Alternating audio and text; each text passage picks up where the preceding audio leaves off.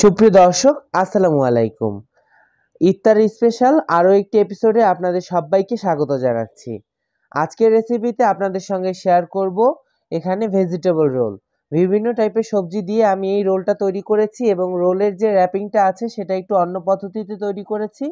আশা করি ওভারঅল সব কিছু মিলিয়ে প্রত্যেকবারের মতো এই রেসিপিটাও আপনাদের অনেক বেশি ভালো লাগবে আর অনেক বেশি উপকারে আসবে। আর আমার বানানো একটা রেসিপি যদি আপনাদের একটুখানি উপকারে আসে, সেইটাই হচ্ছে আমার সার্থকতা। তাহলে আর খুব বেশি কথা না বাড়িয়ে আমরা কাজে চলে যাই। প্রথমেই আমি এখানে একটি মিক্সিং বোলের মধ্যে 1/2 কাপ পরিমাণ পানি নিয়ে নিচ্ছি। সেই সাথে দিয়ে দিব 2 টেবিল চামচ পরিমাণ গুঁড়া দুধ। সাথে দিয়ে দিব একটা ডিম। স্ক্রিনে কিন্তু আপনারা লেখা দেখতেই পাচ্ছেন। স্বাদমতো লবণ দিয়ে দিব। আপনারা চাইলে এখানে চিনি ব্যবহার করতে পারেন, কিন্তু আমি কোনো প্রকারের চিনি ব্যবহার করব না। এবারে যে মিশ্রণটা তৈরি হলো এর মধ্যে 1 কাপ পরিমাণ ময়দা দিয়ে দিব। মেজারমেন্টটা মাথায় রাখবেন, আমি যেটা বললাম সেটা মাথায় রাখবেন, ডেসক্রিপশন বক্সে লিখে দিব, সেখান থেকে দেখে তারপরে বানিয়ে নেবেন। এভাবে গোলা রুটির মতো করে একটা গোলা আমাদেরকে রেডি করে নিতে হবে। ঠিক যেমন পিঠার ব্যাটার হয় ঠিক ওই রকমের করেই একটা গোলা আমাদের এখানে রেডি করে নিতে হবে। কনসিস্টেন্সিটা দেখে আপনারা নিশ্চয়ই বুঝতে পারতেছেন এটা ঠিক কেমন হয়েছে। এবারে এটাকে ভাজার জন্য আমি একটি ননস্টিক ফ্রাই প্যান নিয়েছি। চেষ্টা করবেন ননস্টিক ফ্রাই প্যানই নেওয়ার জন্য। অল্প করে ব্রাশ দিয়ে এখানে একটু অয়েল অ্যাপ্লাই করলাম এবং অল্প একটুখানি ব্যাটার দিয়ে এভাবে চারিদিকে লাগিয়ে দিলাম। দেখতেই পাচ্ছেন এটা কিভাবে করেছি। কিছুক্ষণের মধ্যে এটা শক্ত হয়ে যাবে, তখন উল্টে দিলে এটা একদমই রেডি হয়ে যাবে। আর একই পদ্ধতিতে আমরা এখানে সকল র্যাপিংগুলো রেডি করে নিব। এভাবে র্যাপিং রেডি করে নিলে রুটিগুলো আর আলাদাভাবে বেলে নেওয়ার কোনো ঝামেলা থাকে না, একদম ইজিলি কাজটা হয়ে যায়। চাইলে আপনারা একবারে অনেকগুলো বানাতে পারেন, এমনকি বিজনেস পারপাসেও জিনিসটা কিন্তু খাটাতে পারেন। দেখতেই পাচ্ছেন আমি গোলা রুটির মতো করে কেমন সুন্দর করে এগুলোকে বানিয়ে তৈরি করে নিলাম। এই পর্যায়ে আমি একটি প্যান নিয়ে নিয়েছি এবং এর মধ্যে 2 টেবিল চামচ পরিমাণ সয়াবিন তেল দিয়ে দিলাম। পেঁয়াজ দিয়ে দিলাম এখানে পরিমাণ মতো। পেঁয়াজের পরিমাণটা আমি উল্লেখ করলাম না, নিজেদের ইচ্ছা মতো দিয়ে দিবেন। কাঁচামরিচ দিয়ে দিলাম আমি এখানে স্বাদ মতো। এবারে সব কিছু খুব ভালোভাবে একটু মিশিয়ে নিব। এই পর্যায়ে আমি এখানে সবজি ব্যবহার করছি, গাজর ব্যবহার করছি 1 কাপ, আর বরবটি ব্যবহার করছি এখানে আমি মোটামুটি 1 কাপের মতোই, আর আলুও আছে মোটামুটি 1 কাপের মতনই। এবারে এই সব কিছুকে খুব ভালোভাবে একটু ভেজে নিতে হবে। এখন মশলা বলতে এখানে শুধুমাত্র আমি হলুদ দিচ্ছি। হলুদটাকে দিয়ে খুব ভালোভাবে এটাকে মিক্স করে নিতে হবে, আর স্বাদমতো লবণ দিয়ে দিচ্ছি। আমি এখানে মরিচের গুঁড়া ব্যবহার করব না, আপনারা চাইলে মরিচের গুঁড়া ব্যবহার করতে পারেন।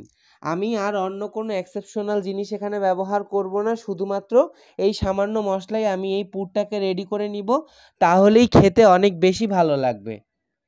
আর লাস্ট পর্যায়ে আমি এখানে একটু গরম মশলা ছড়িয়ে দিচ্ছি আর কিছু ধনিয়া পাতা দিয়ে দিচ্ছি। এগুলো হচ্ছে অপশনাল, চাইলে বাদ দিয়ে দিতে পারবেন, তাই আর আমি এগুলোকে উল্লেখ করলাম না। এবারে যখন এই পুরটা ঠান্ডা হয়ে যাবে আর আমাদের বানিয়ে রাখা রুটিগুলো এখানে রেডি হয়ে গিয়েছে আর এগুলোও ঠান্ডা হয়ে গিয়েছে, এখন আমরা রোলগুলোকে তৈরি করে নিব। জাস্ট এখন ভিডিওর প্রসেস দেখে আপনারা রোলগুলোকে তৈরি করে নেবেন। দেখতেই পাচ্ছেন এভাবে ভাঁজ করে চেপে চেপে রোলগুলোকে তৈরি করে নিতে পারেন। আর যদি মনে করেন যে রোলগুলো খুলে যেতে পারে, সেক্ষেত্রে এভাবে আঠা দিয়ে আটকে দিতে পারেন। আঠাটা আমি তৈরি করেছি 2 টেবিল চামচ ময়দা, 2 টেবিল চামচ পানি একত্রে গুলিয়ে এই আঠাটা তৈরি করে নিয়েছি। এতে করে আর রোলটা খুলে যাওয়ার কোনো প্রকারের চান্স থাকবে না। এই পর্যায়ে আমি এটাকে কোটিং করব, সেই জন্য একটা ডিম নিয়ে নিয়েছি এবং ডিমটাকে সামান্য লবণ দিয়ে ভালোভাবে ফেটিয়ে নিচ্ছি। দেখতেই পাচ্ছেন। এবারে এর মধ্যে আমি একটা রোল এভাবে ডুবিয়ে নিব কাঁটা চামচ দিয়ে এবং ব্রেড ক্রাম্বের মধ্যে এটাকে ছড়িয়ে দিব। এখানে হাত খুব বেশি ব্যবহার করবেন না, ডিমের মধ্যে তো একদমই হাত ডোবাবেন না, তাহলে হাতের সাথেই অর্ধেক ব্রেড ক্রাম্ব কিন্তু লেগে উঠে চলে আসবে। তো এই জিনিসগুলো একটু মাথায় রাখবেন, তাহলে করে প্রত্যেকটা জিনিস কিন্তু খুবই সুন্দর হয়।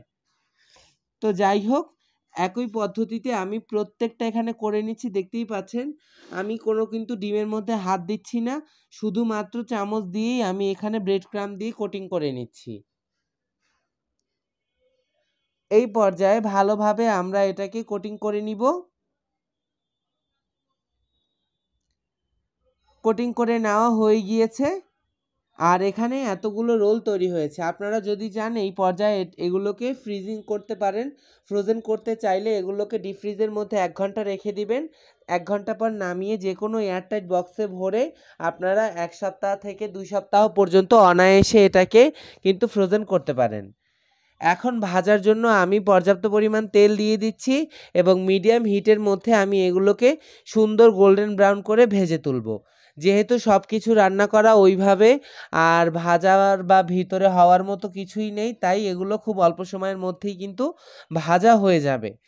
আর ব্রেড ক্রাম্বের জিনিস খুব বেশি নাড়াচাড়া করবেন না, তাহলে কিন্তু ব্রেড ক্রাম্ব খুলে চলে আসবে। দেখতেই পাচ্ছেন পছন্দ মতো গোল্ডেন কালার এখানে চলে এসেছে। আর ভাজবো না, এখন আমি এটাকে নামিয়ে আপনাদেরকে পরিবেশন করে দেখাচ্ছি।